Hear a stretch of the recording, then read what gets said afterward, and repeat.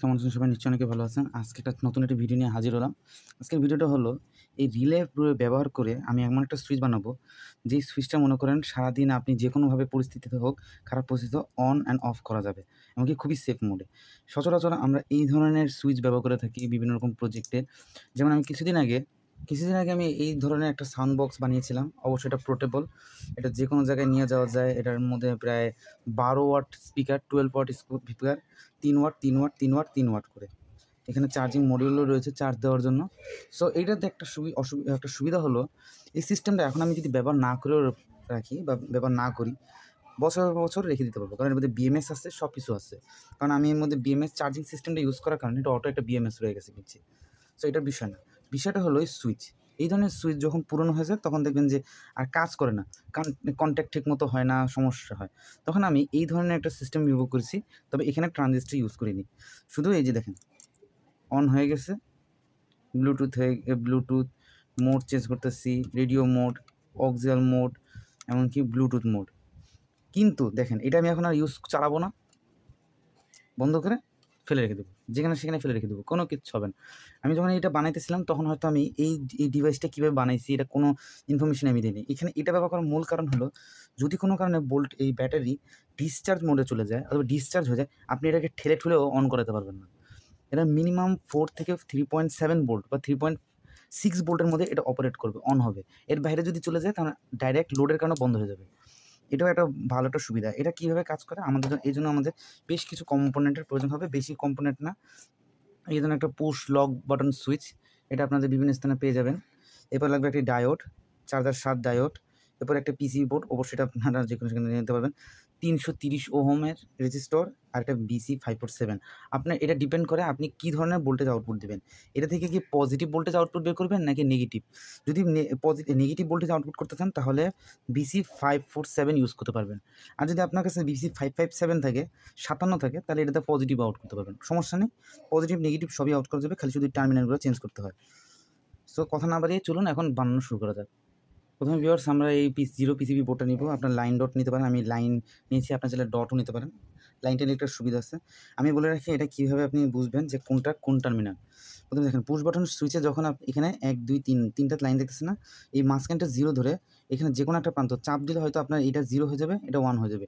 এটা অফ হলে এই লাইন চেঞ্জ, এটা পুরো তিনোটাই 0 থাকবে। এটা ডিপেন্ড করবে শুধু খালি এর অবস্থান চেঞ্জ করবে। সো আমরা এটা এখন এই বোর্ডের মধ্যে বসিয়ে দিতেছি।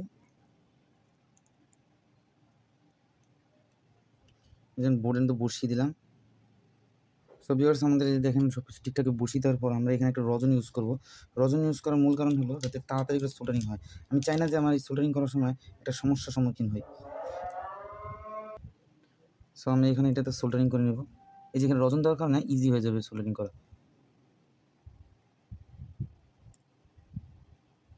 মাথায় রাখবেন বেশিক্ষণ ধরে এই টার্মিনালগুলোতে হিট দিবেন না, তাহলে হিট দিলে কিন্তু টার্মিনাল ড্যামেজ হয়ে যাওয়ার সম্ভাবনা আছে।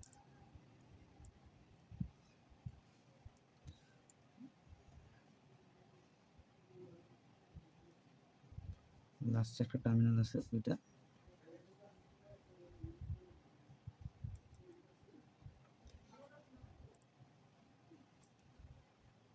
ওকে, এই দেখেন টান দিছি ঠিকঠাক হয়ে যেতেছে।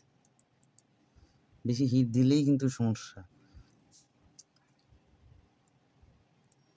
আগে আমি অন্য একটা লিকুইড ব্যবহার করতাম, ওই লিকুইডটা ব্যবহার করলে ডাইরেক্ট ড্যামেজ হয়ে যেত। তাই আমরা এটা ইউজ করবো। সো আমাদের এটা কাজ শেষ হয়ে যাওয়ার পর একটা কথা মাথায় রাখবেন, আমাদের এখান থেকে দুটো কানেকশন পাওয়ার দিতে হবে। একটা হচ্ছে ট্রানজিস্টরকে পাওয়ার দিতে হবে, বুঝতে পারছেন? একটা ট্রানজিস্টরকে, আরেকটা হচ্ছে আপনার ডাইরেক্ট যেটা করতে হবে সেটা হলো আমাদের রেজিস্টরকে কানেক্ট করতে হবে পজিটিভের সাথে। সো এখানে 2টা কানেকশন যাবে। সো এখানে 2টা কানেকশনের জন্য আলাদা করে 4টা তার বের হবে। সো এটা অন্য ব্যাপার। আমরা এটাকে সরিয়ে রাখছি। আগে আমরা রিলে কাজটা করে নেব। সো ভিউয়ার্স এখানে আছে আপনার 4টা টার্মিনাল আছে, 3টা টার্মিনাল আছে। একটা হচ্ছে আপনার 0, মানে এই 2টাকে অন অফ করবে। এখানে 0 থেকে একটা 1 থাকে। সো এটা অন্য বিষয়। আমরা প্রথমে একটা ডায়োড নিব। 4007 ডায়োড নিতে পারেন, যেকোনো মানে ডায়োড নিতে পারেন। সো আমরা এখানে ডায়োডটা যুক্ত করব। প্রথমে একটা কথা বলি, এখানে একটা সাদা রঙের যে অংশটা আমার এখানে মুছে গেছে। সো আপনার প্রথমে সাদা অংশটুকু পজিটিভ, আর যেখানে কোনো দাগ নাই সেটা নেগেটিভ অংশের সাথে সংযুক্ত করে দিবেন।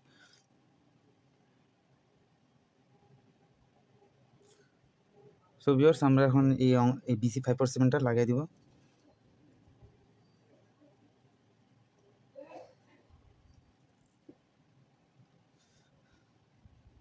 দেখেন আমাদের এখন সব কিছু ঠিকঠাক হয়ে যাওয়ার পর এরপর আমাদের লাগবে একটি 330 ওহম। সো ভিউয়ার্স আমরা এখানে মিডল অফ দ্য BC547 এর মাঝখানে আটকে দেবো, এটা এখান থেকে পিনের সাথে।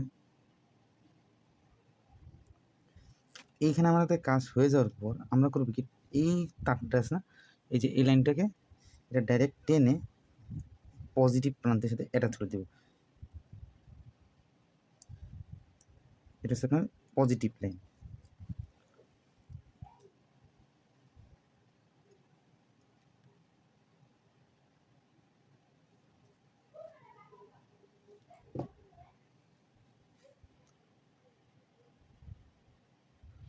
দেখেন সব কিছু কানেক্টেড হয়ে গেছে আমাদের। এখন আমাদের আর কিছু লাগানো লাগবে না, শুধু এখানে একটা পাওয়ার দিলেই হবে। আমি চেয়েছিলাম যে প্রথমে এখান দিয়ে এক্সট্রা একটা তার নিয়ে প্রথমে পাওয়ার 2 লাইনের মধ্যে যাবে, তারপর এটা অন হয়ে যাবে, কিন্তু আমি এটা চাইতেছি ডাইরেক্ট ট্রানজিস্টারের মাধ্যমে অন করে দিতে। সো ভিউয়ার্স পরে আমি ভাবলাম যে না, আসলে এটা করলে সাধারণত লোডটাই এটাই শুধু কন্ট্রোল করা হয়। সো আমি এটাকে চেঞ্জ করে দিয়ে দুইটা রকম সেফটি বাড়ায় দিতেছি। দেখেন আমি এখান থেকে করলাম কি, এই যে এই সুইচটা, এই তারটাকে আলাদা করে দিলাম। প্রথমে দেখেন এখানে হচ্ছে আপনার 4টা পয়েন্ট বেরোচ্ছে। সো দুই পাশে কিন্তু 2টা সুইচ আছে, ঠিক আছে। সো এখানে 2টা সুইচ হওয়ার কারণে প্রথমে আমি দেখেন এখানে কী করলাম, প্রথম তারটা যেটা আছে সেটা আমি BC547 এর মাঝখানে পিনে লাগাই দিলাম। আপনার মতো নাম মনে করতেছেন যে আমি নাম বলতেছি না, আসলে এটা এখন আমি কনফিউশন করতেছি না। এরপর করলাম কি, আপনারা চাইলে তারটা একটু ছোটো করে নেবেন, কারণ আমি চাইতেছি না যে পরবর্তী যদি আমি বোর্ডে ডিজাইন করতে যাই এটা পরে খুলে ফেলতে হবে, শুধু শুধু জিনিসটা নষ্ট করে লাভ কি। এখন দেখেন আমি এখানে প্রথম এই যে কাজটা করলাম সেটা হচ্ছে যে এটা দিয়ে আমি শুধু খালি এই ডায়োডের মাধ্যমে মানে রেজিস্টারের মাধ্যমে ট্রানজিস্টার সুইচ করে অন অফ করলাম। সেকেন্ড যে তারটা আছে আপনার এই যে লাইনের তারটা, এটা ডাইরেক্ট আমি ব্যাটারির সাথে ট্রানজিস্টার অ্যাড করে দিব।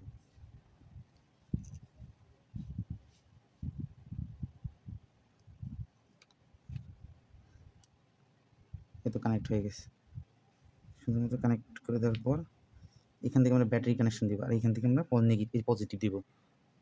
সো ভিউয়ার্স আমরা প্রথমে করবো কি, যে মিডলের যে অংশটা আছে এটার সাথে আমরা এখান থেকে পজিটিভই আউট করবো। তো আমাদের এক্সট্রা তারের প্রয়োজন নেই।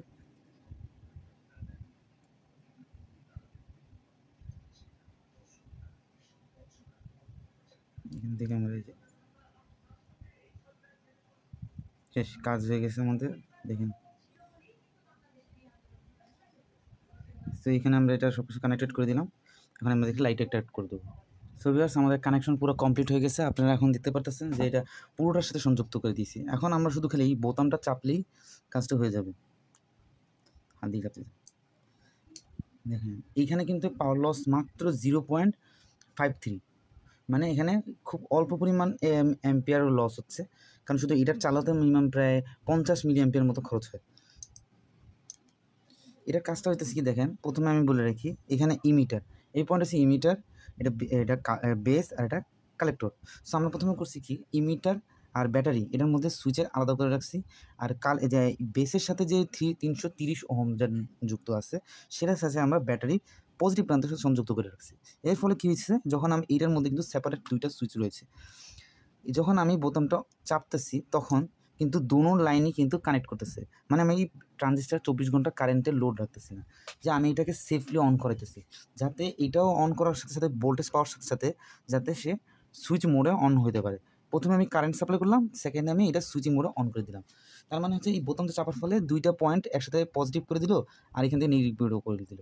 এর ফলে কি হলো, এই সিস্টেমটা পুরো চালিত হইতেছে। এইটার সুবিধাটা হলো, যখন আপনি মনে করেন এমন কোনো প্রজেক্ট তৈরি করছেন যে প্রজেক্টের মধ্যে এই ধরনের সুইচ ইউজ করতেছেন, দেখা গেছে অনেকদিন এরকম ঘোরাঘুরি করার পর এখান থেকে কিন্তু রেজিস্ট্যান্স সৃষ্টি হয়, বা জং লেগে যায়, ভিতরটা ক্ষয়ে যায়, কার্বন জমে যায়, যেই কারণে এটা ঠিকমতো কাজ করে না। অনেক সময় দেখবে যে অন হইতেছে না, কিন্তু 4-5 বার এরকম টানা করলে এটা অন হয়ে যায়। তো এটার সুবিধা হলো, আপনি যখন এই সিস্টেমটি ব্যবহার করবেন, এটা আপনি ব্যাটারি লাগিয়ে সারাদিন ফালায় রাখতে পারবেন।